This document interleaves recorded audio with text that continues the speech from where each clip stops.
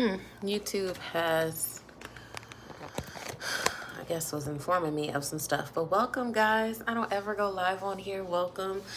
Um, it is the 4th of July, so some of you guys might be at a cookout or just hanging out with family and friends. For all the people that don't have anywhere to go, like me, for example, I hope you did something fun for yourself. Today, what I did, I went hiking. I didn't wake up in the best mood this morning, but hey, we're here. But anyways, I wanted to do a book review on the self-love poetry book by Melody Godfred, the self-love philosopher. So here's the front of the book. And you know what's interesting with this book? This artwork is so similar to my tattoo. I don't know if you guys can see it. Look at that. And this was before I even knew about this book. Yeah, I got this book with someone, and we said we're going to read it together. The person isn't in my life anymore, so I don't know if they even read it or not, but it is what it is. But this is a poetry book if you guys haven't thought about it. But anyways, let me rate this book from a scale of 1 through 10. 1 meaning absolutely run away, don't waste your money, and 10 meaning absolutely buy it, fantastic book. I'm gonna rate it about like a 7.5. And the reason why I'm gonna rate it about a 7.5 is it felt like more of a diary for this person. Like I really feel like this book was really personal for Melody, and it was really just her expressing her self-love journey, which I'm a poet as well, and when I write poetry, my poetry is very personal as well too. But like it really felt like more of a diary rather than like poems, you know, if that makes sense, even though it was poetry. There's not artwork inside of here. One of the things that I could show you, I thought was really creative. So up here, if you look up here, it says left brain thinkers. And then on the opposite side, this says right brain feelers. So I thought this was really cool. So I'm assuming Melanie put this for all the right brain people that use the dominant right side and all the left brain people. Okay, I thought that was really cool. I think this is really cool as well, this artwork. I didn't even notice it until I just opened up this book just now. This is crazy. Is the difference between the brains. Look at that. I think that's super cool, super neat.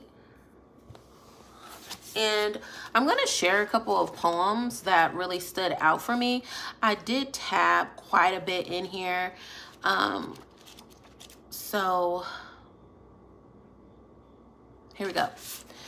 And this is on the right brain. So this is the filler section. It says, if it's uncomfortable, say it, do it, leave it, heal it sooner. I think that's super important for people that is just living life and relating to like relationships, right? All different types of relationships. Not every relationship in your life is here to serve you. And I thought this was a really important poem, and it really struck my attention. And I was like, man, you know, like when I was younger, I would have definitely done this, you know, what Melanie suggested. And then on the left side, because I like the poem on the other side as well. So this is apparently for the left brain, the thinkers.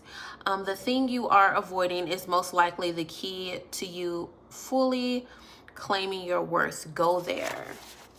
And I thought this was really important as well, because oftentimes, while I am a avoider, I'm typically a avoider when it comes to conflict, because especially like if I respect you and I care about you, I really don't want to have conflict with you, and I really don't want to get out of character.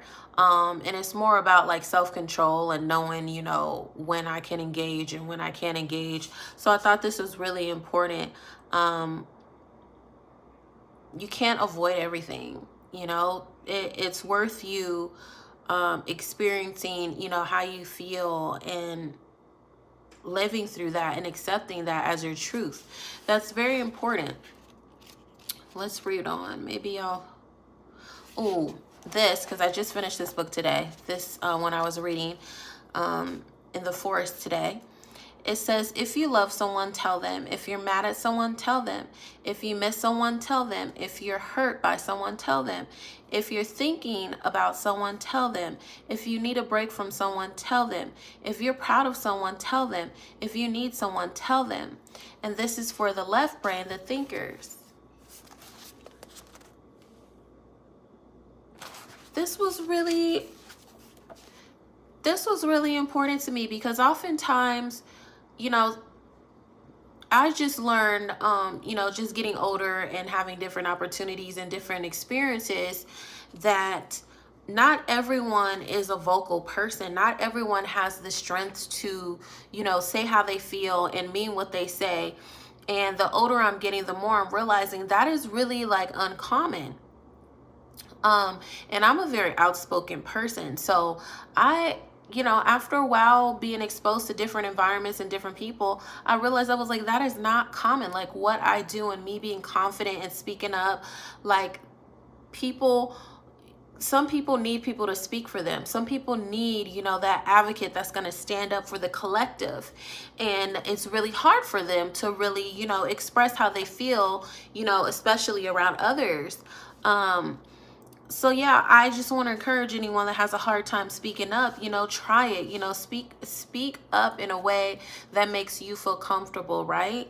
But if you don't let anyone know, you know, how you're feeling, how are they supposed to correct, you know, their wrongdoings? You know what I'm saying? You got to give people the opportunity, and don't just accept, you know, that uncomfortable feeling because you're afraid to speak up. You deserve to feel comfortable, and you deserve to feel heard.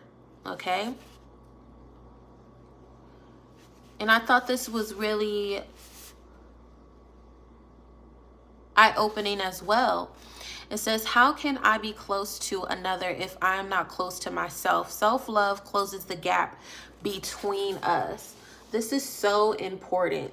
Okay, and this is for the right brain, the feelers, because how can you really get close to someone when you don't even really know yourself? You're not really in tune with yourself. You're uncomfortable with being with yourself.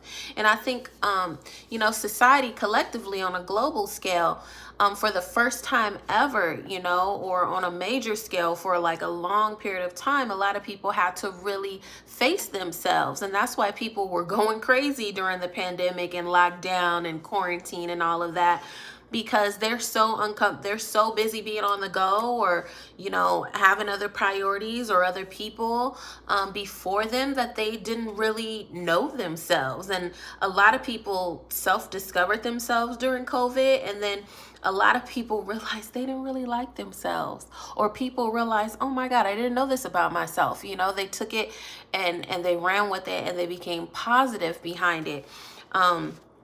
So I thought this was a really important poem to share with you guys. And let me see if something else stands out so I could share with you guys. This one. And this is for the left brain, the thinkers. If you're only earning someone's love by being less yourself, you've lost more than you've gained. This is very powerful.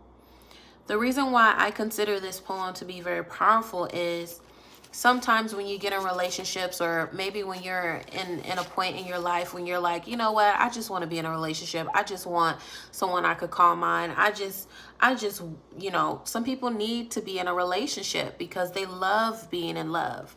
I like to be in love too, and I like to be in relationships as well, but I've realized not everyone deserves access to you. Not everyone is meant to be a romantic partner to you.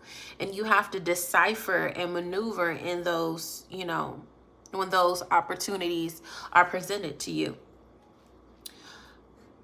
You shouldn't have to dim your light being with someone. If you have to dim your light being with someone, that person is not meant for you.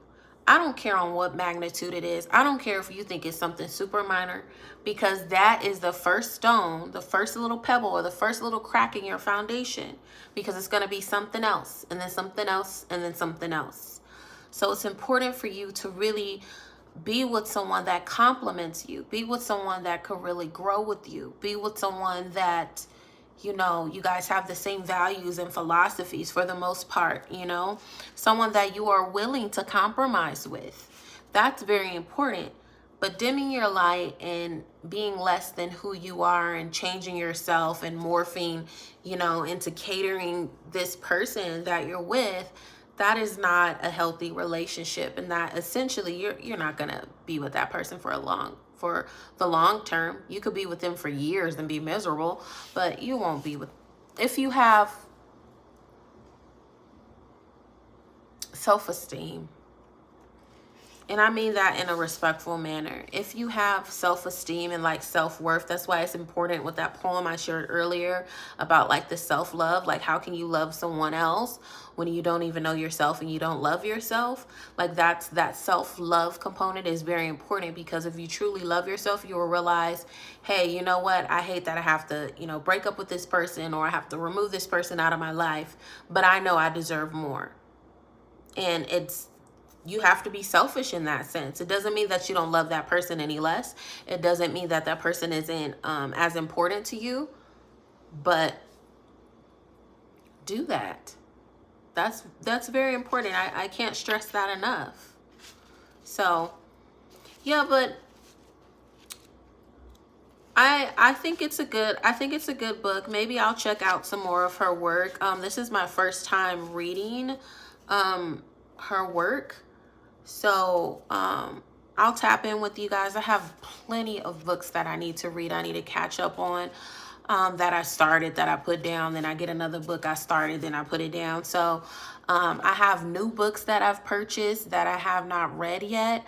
So I'm trying to read all these books that I started before I start reading these new books, because I have a goal to really get back into reading and really love reading. Because I don't know if you guys are experiencing this too. I think it's because of technology, and I can't blame technology 100% because it's my choice to use technology, but I have lost the love of reading books.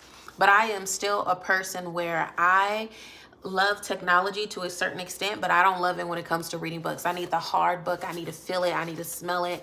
I need to be able to fold the pages, how I folded the pages in here. I need to write on it, you know, different things like that. But yeah, this is worth you buying. It is definitely worth you buying the book. Just be very mindful and open-minded on it. And I'll love to see or hear, you know, you guys' thoughts on this. If you choose to buy this book, you know, and let me know if you do have this book, or if you bought this book, what poem stood out to you the most, you know, and drop the page numbers. And then, you know, let's have a conversation in the comment section and let me know how you feel. But overall, it's a really good book. It's definitely will teach you things about self-love, but it's more from Melanie's perspective about things that helped her. That doesn't mean that it won't help you as well. It was not a hard read, so some people it's like it's an energy thing, just like me. I'm one of those people, you know. So you can read it. It's not one of those things, it's like one of those books it's like, oh my god, I can't wait to get to the end of it. Like, no, it's good. It did take me a while. It wasn't one of those books, oh, I got it and I'm just gonna keep reading. It wasn't one of those. It was one, you know, read here and there, and then I literally just binged the end. But yeah, I do recommend it. And again, let me know how you feel, and I'll see you guys next time. I thank you so much. And you guys that will be tuning in to the replay, do that. Also, too, make sure you subscribe and follow to my other YouTube pages called Two Pines and H2O. For all of my people of color and even allies, you're welcome to subscribe to that channel. That's where I share shorts when I'm out hiking, you know, sharing beautiful nature pictures, and just nature advice and hiking advice, in my experience being a person of color. So do that. I'll have some exciting things to share with you guys soon. I will be expanding that brand as well. So I'm still going to be on here. But I am on there as well. So make sure you're following both of those. Right now, my main page, Renee Watts, that is deactivated. I had to take a break because I've learned over the time your algorithm, it really is determined by the people that you follow. Because I noticed on my other Instagram, the Two Pines and H2O page, once I start following people, my feed changed. Like what I didn't have a whole bunch of people following, it was literally stuff that I like. It was literally nature stuff. But then it started changing because other people. So I figured that out a little bit. And then obviously like the things that I like, it shows in the algorithm as well. But it's really focused on, you know, like the people that I follow. So I had to take a break from that page because apparently the people that I follow are really toxic. And I didn't like it. And I probably will be starting to unfollow people once I get back on there. But yeah, I haven't been on that page almost 3 weeks now. So it's deactivated. I will reactivate it when I feel fit about it, or I feel comfortable about it. But I love you guys. Follow the other Instagram in the meantime. Peace and blessings.